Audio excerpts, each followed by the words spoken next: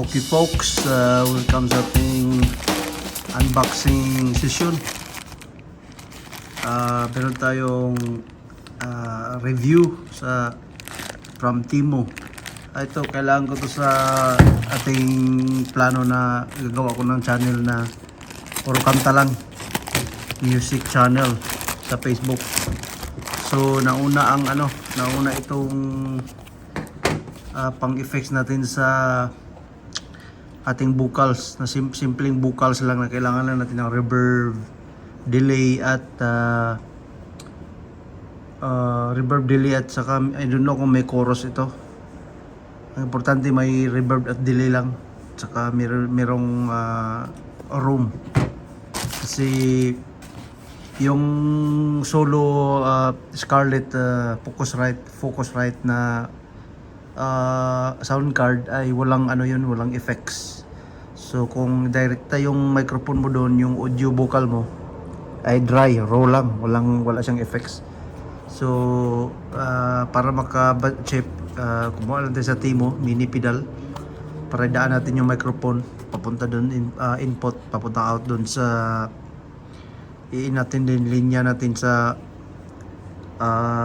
sound card para magkaroon naman ng effects yung vocals natin. Although yung gitara wala namang problema yon kasi meron na sa donor, meron ng meron ng effects siya built-in na. So ito sa Timo, subukan natin to kung ano ang niya.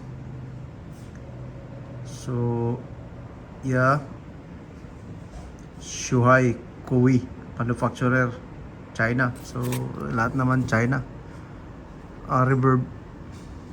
So yes, unbox natin, tingnan natin kung hindi pa natin ito hindi pa kasi ako maka pag live kasi yung budget ko naipit sa may mga kasi pa gusto kong nasira yung ngipin ko, instead bibili ko na sana baka sa next month siguro, next month. At saka yes, next month na lang siguro. Unahin ko muna itong ngipin natin kasi hindi natin makakanta ng maayos kung meron tayong dinadamdam. So what's inside the box? So yung user manual, all the time merong user manual talaga yan.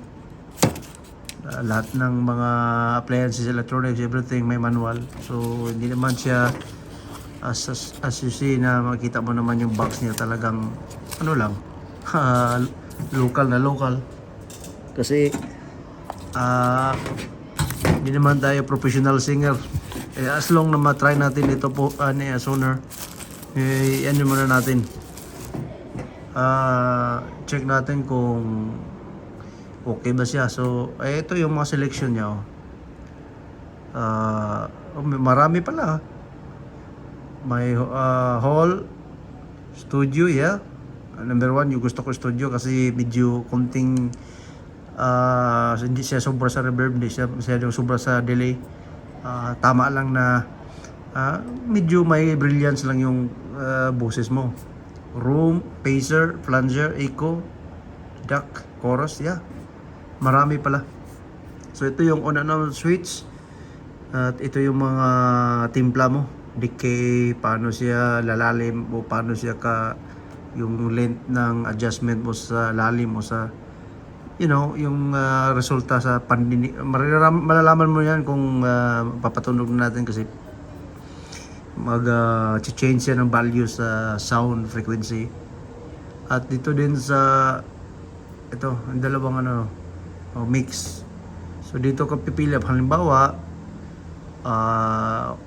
dito sa reverb, most commonly yung ginagamit sa vocals, reverb, room, sa room. So dito ka adjust kung gaano ka lalim, gaano ka dry lang, saka yung mix. Yeah, dito yung cable na standard cable ng gitara, yung kable 3.2 jack, ano bang jack ba yun, size na yun? 4 inch, 4mm or I don't know. Hindi ko pala sukat ng ano. Kasi hindi pa ako palagi nag master sa mga specifications sa jack kasi maraming mga sizes yan. Pero ano, ito standard to. Now wala naman siya palang sinabang charger. So ito diretso power, 5 volt siguro. Ano bang yeah, walang nilagay dito na ano, address lang. So anong baka USB lang, USB ito USB pa ito to. Yan 9 volts. DC 9 volts. Nako. Dito walang sinama na ano. Patay ako nito. Buti lang kung may mas lalagayan itong battery. Tanga-tanga talaga. Ngayon ang mangyayari dito kasi yung mga USB ay 5 volts lang yun. Patay na ako dito. Although meron sa Walmart yung DC power hanggang 12 volts hanggang 20. Pwede na yun pero as much as possible sana, as much as possible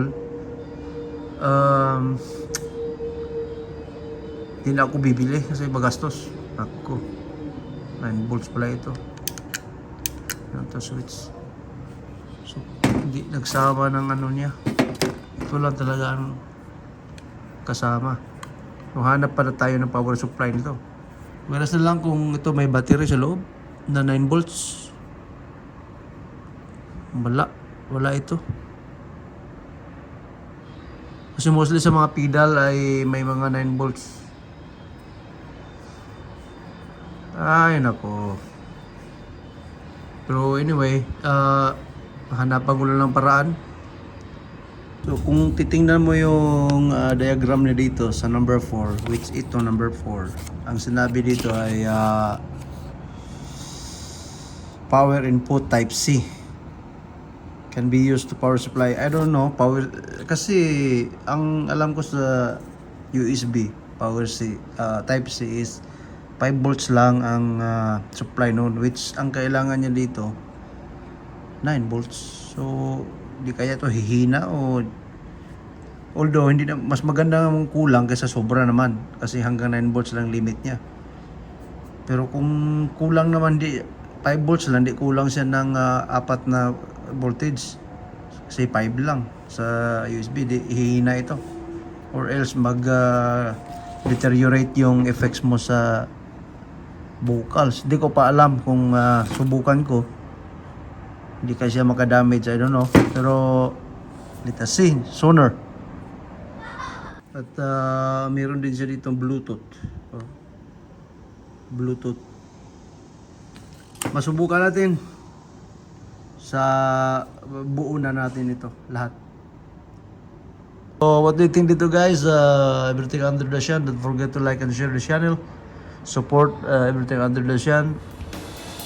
Last and final words. Over and out.